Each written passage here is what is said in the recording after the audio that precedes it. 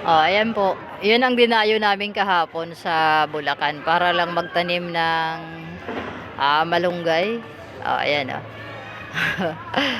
Oh, ayan. Para sa susunod na pumunta kami do'n, ang dadalhin na lang namin yung native na manok. Oh, ayan. Gano'n kahirap magtanim pala 'pag puro bato yung nagbutas lang sa ano, sa bakuran. Oh, ayan. Huwag naman sana humangin. Malamang tumba ka agad 'yan. O kaya pagkatalikod lang namin. Oh, ayan, oh. Ano 'yan, vitamins. Tubig 'yan, oh. Natira pa pagtimpla ng ano, gatas. Oh. Oh, ayan sa kanya. Oh, tinulungan pa.